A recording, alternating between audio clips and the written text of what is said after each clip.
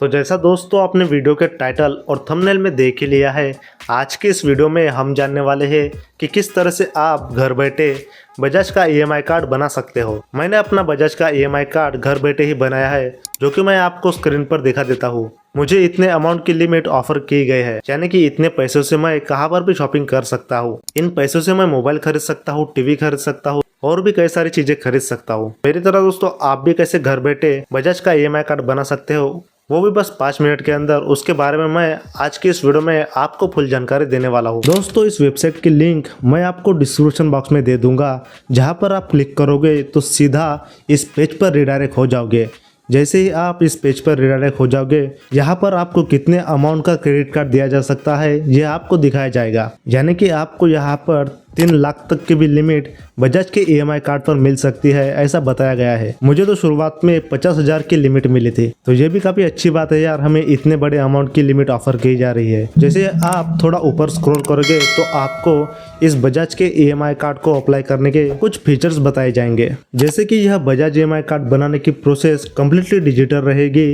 आपका card instantly activate भी हो जाएगा और इस कार्ड से आप 10 लाख तक डिफरेंट तरीके के प्रोडक्ट खरीद सकते हो और यह कार्ड 4000 से भी ज़्यादा लोकेशन पर ऑफलाइन भी चल सकता है, ऐसा यहाँ पर बताया गया है। इस कार्ड के लिए अप्लाई करने के लिए इस अप्लाई के बटन पर क्लिक कर देना है। ऊपर आपको गेट इट नाउ का बटन दिया गया होगा, लेकिन उससे पहले आपको ऊपर अपना नंबर डाल देना है। आपके मोबाइल में जो नंबर एक्टिवेट होगा वह मोबाइल नंबर आपको यहाँ पर डाल देना है और गेट इट नाउ के ऑप्शन पर क्लिक कर देना है। फिर उसके बाद आपके मोबाइल नंबर पर एक ओटीपी भेजा जाएगा वेरिफिकेशन के लिए।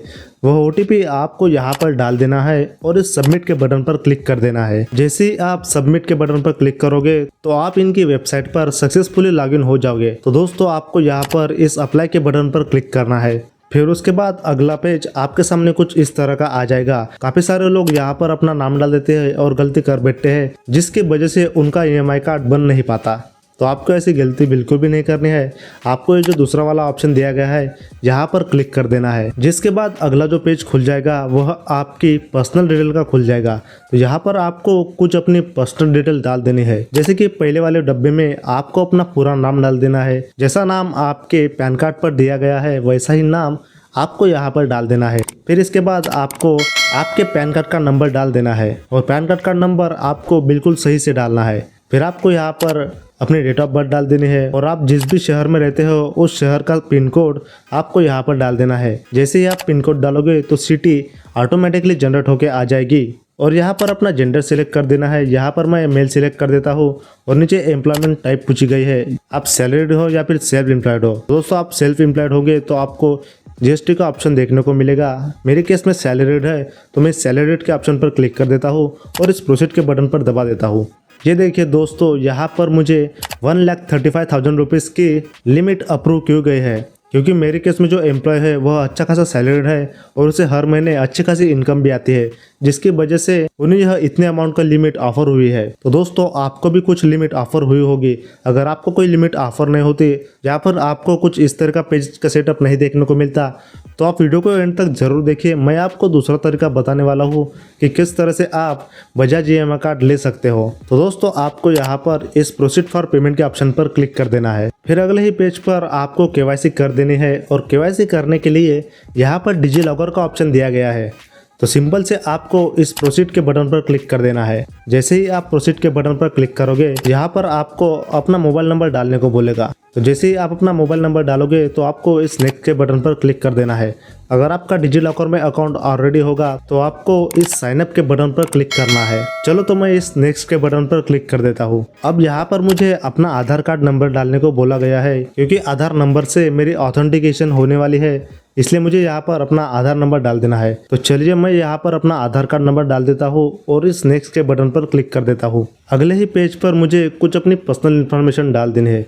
जैसे कि मैं पहले यहाँ पर अपना पूरा नाम डाल देता हूँ, आपको भी अपना पूरा नाम डाल देना है और नीचे अपनी डेट ऑफ बर्थ सिलेक्ट कर देनी है। आपकी जो भी डेट ऑफ बर्थ होगी वह आपको यहाँ पर डाल देना है और आपको एक बात ध्यान में रखना है कि वह डेट ऑफ बर्थ आपके पैन कार्ड पर भी मेंशन होनी चाहिए। फिर आपको अपना जेंडर सिलेक्ट कर देना है, मोबाइल नंबर डाल देना है, ईमेल आईडी सिलेक्ट कर देनी है और यहाँ पर अपना एक 6 डिजिट सिक्योरिटी पिन डालने को बोला गया है। तो यहाँ पर आपको एक अपना पासवर्ड डालना है जो कि आपका डिजी लॉकर का पासवर्ड बनेगा। यानी कि आप एक तरह से समझ लो कि आप डिजी लॉकर में अपना अकाउंट ही बना रहे हो जिसका पासवर्ड यह 6 डिजिट नंबर होगा। जैसे ही आप यह इन्फॉर्मेशन कम्प्लीटली फिलअप कर दोगे तो आपको इस सबमिट के बटन पर क्लिक कर देना है। फिर अगले ही पेज पर आपने जो भी नंबर दिया गया होगा उस नंबर पर एक OTP भेजा जाने वाला है। वह OTP आपको यहाँ पर डाल देना है और इस सबमिट के बटन पर दबा देना है।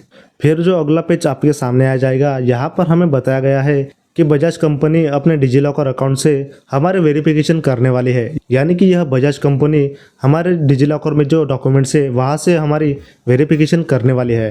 तो आपको इस अलो के बटन पर क्लिक कर देना है। यहाँ पर मुझे KYC वेरिफिकेशन करनी है तो मैं आधार कार्ड पर सिलेक्ट कर देता हूँ। फिर ये देखिए दोस्तों, यहाँ पर डिजी लॉकर से मेरी इन्फॉर्मेशन फीचअप की गई है।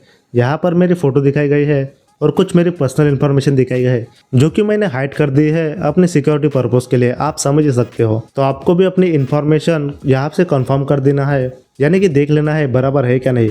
फिर जैसे ही आप कंफर्म हो जाओगे तो आपको नीचे इस कंफर्म के बटन पर क्लिक कर देना है। ये देखिए दोस्तों, लगभग मेरी प्रोसेस कंप्लीट होने को ही आई है और मेरा काम बस हो ही गया है। फिक्र मत करो दोस्तों, मैं आपको दूसरा तरीका भी बताने वाला हूँ। अगर आपको इस तरीके से नहीं मिलता तो आप दूसरा तरीका ट्राई करना, वहाँ से तो 100% मिल ही जाएगा। तो यहाँ पर मुझे अपनी लिमिट बताई गई है कि मुझे कितने अमाउंट की लिमिट ऑफर की गई है और इस कार्ड की कुछ फीस भी पेड करने को बोला गया है, यानी कि 599 रुपीज़। यह नॉर्मल है दोस्तों, इस कार्ड के लिए हमेशा इतने ही अमाउंट पे करना होता है। तो सिंपल से मैं इस पे नाउ के बटन पर क्लिक कर देता हूँ। अब यहाँ पर मेरे सामने 4 ऑप्शन आ गए हैं पेमेंट करने के। तो मैं सिंपल से UPI पर क्लिक कर देता हूँ क्योंकि UPI मुझे काफ़ी ईजी तरीका लगता है पेमेंट करने का। तो जैसे ही आप पे नाउ के बटन पर क्लिक करोगे तो आपके सामने कुछ इस तरह का पेज का सेटअप आ जाएगा जहां पर आपको QR कोड भी दिया गया होगा।